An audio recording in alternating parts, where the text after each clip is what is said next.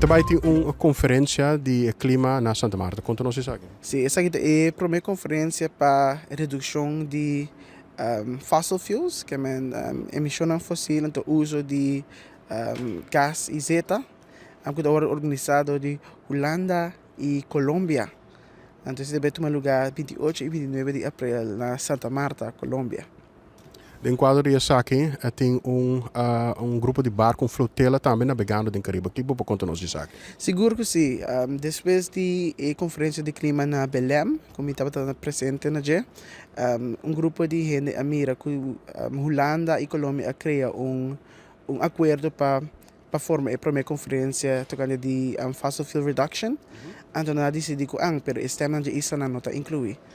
Então, todo esse é bem a ideia para formar flotilla, que grupo de barco que passa toda a isla, passa começa em São Martin, depois vai Bonaire, Corsal e Aruba e chega na Colômbia para assim tomar e opinião e perspectiva e contexto local de nossa isla e com impacto de zeta e impacto de gás tem riba nos vida diário e para assim trazer junto para puxa para cambio.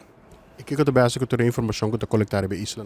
Toda a informação que você vai colecionar também vai trazer na conferência para meio de arte, para meio de demanda e demanda não inclui em primeiro lugar a redução de fossil fuel, onde cria tratado internacional que está inscrever-se em lei, número 2 para reduzir então acaba com DB para sur global, que é DB financeiro e econômico, e 3 para reduzir consumo de material e energia no norte global, Europa, América e outros países similares. A flotilla aqui a sali a Sint Maarten dia 7 de abril último. Está passando na isla no Caribe. Que dia está na Bonaire e Corsau? Sabe que está conhecido? Está em Bonaire dia 12, terá 12 de abril.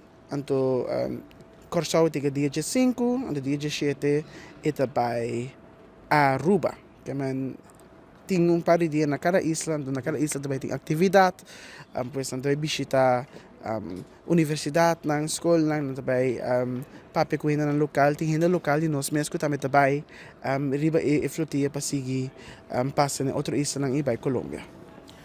Se você quer participar ou quer contribuir ou quer mais informação, como pode chegar aqui?